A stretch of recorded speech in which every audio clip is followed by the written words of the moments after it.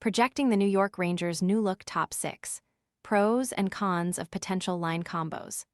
The New York Rangers' defensive group looks much improved after the recent additions of Durzi and Marcus Pettersson, and the team's goaltending is always a strength with Igor Shesterkin. But if the team is going to make the Stanley Cup playoffs for the first time since 2024, it will need production from a forward group that looks significantly different compared to the start of last season. Advertisement Team president and general manager Chris Drury traded Artemi Panarin in February, opting to move on from a 34-year-old winger known for his playmaking and production. Then, on July 1, Drury dealt Vincent Trocheck, who primarily played second-line center for the club after signing in July 2022.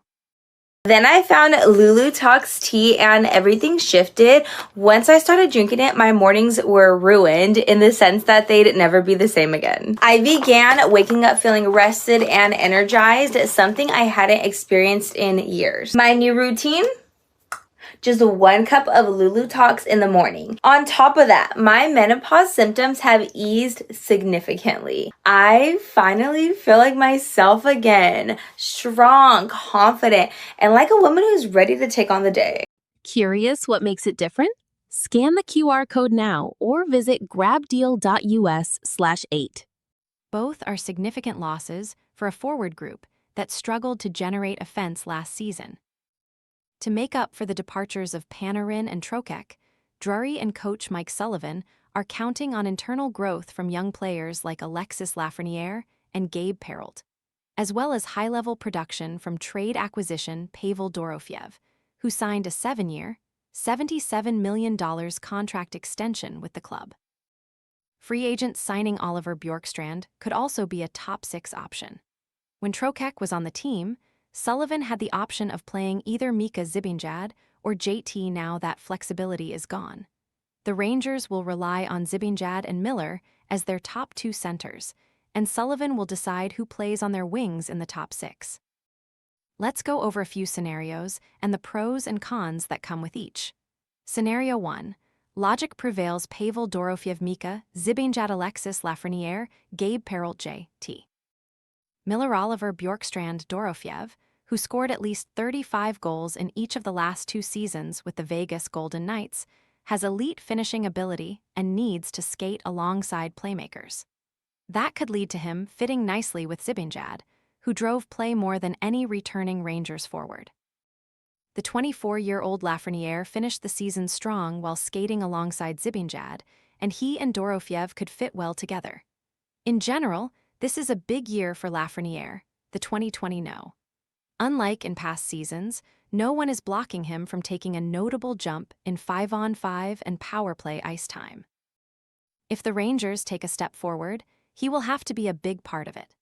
If he can pair his improved puck retrieval with the high-danger passing he showed in his promising 2023-20 for campaign, then New York will have a far rosier outlook. Advertisement Bjorkstrand, like Dorofeyev, is a willing shooter who could benefit from playing with a line mate capable of getting him the puck.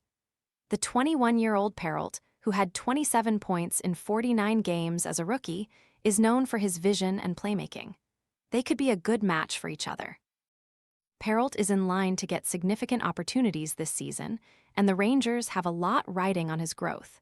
He's one of their only young forwards with high offensive upside. Scenario 2. Surging top line stays together Gabe Perreault Mika Zibanejad Alexis Lafreniere will Kyle J.T.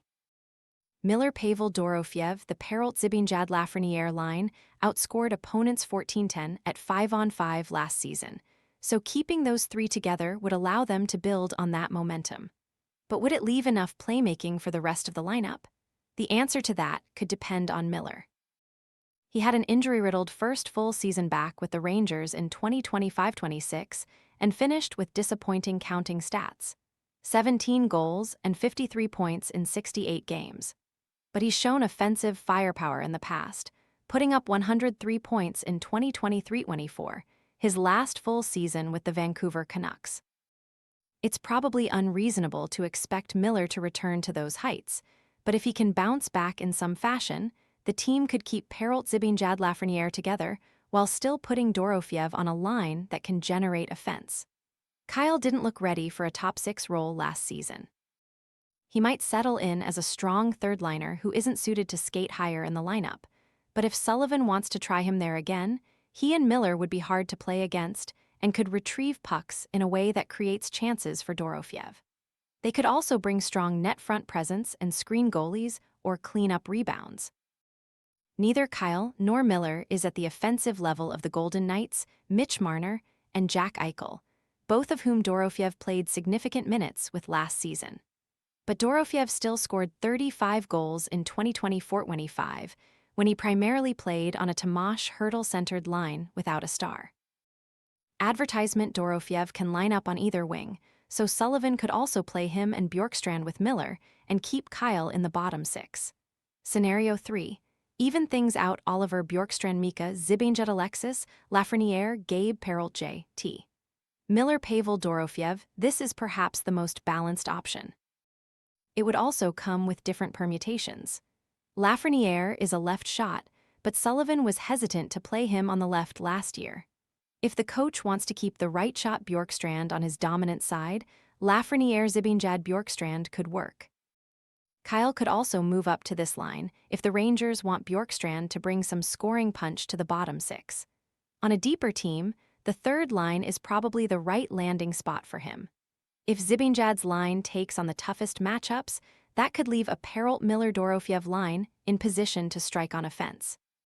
If Perreault continues his growth, he could help set up Dorofeev in dangerous areas. Scenario 4. A wild card to watch: Pavel Dorofeev, Mika Zibanejad, Alexis Lafreniere, Gabe Perreault, J.T. Miller, Liam Greentree. This is the exact same combination as the first scenario, but with a wild card in Greentree. Should the Rangers count on him being ready for top 6 minutes this season?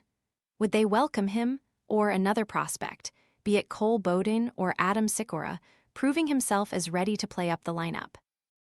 Greentree was the centerpiece of the Panarin return from the Los Angeles Kings, and he had a monster season for OHL Windsor in 2024-25, scoring 49 goals and 119 points in 64 games.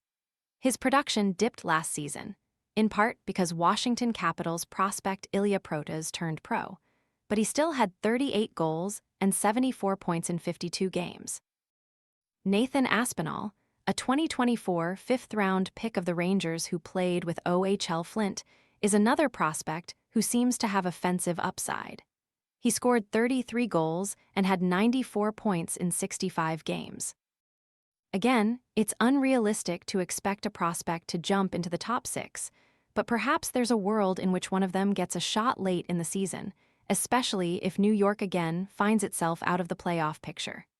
Sikora, for example, played in the top 6 in his NHL debut last season.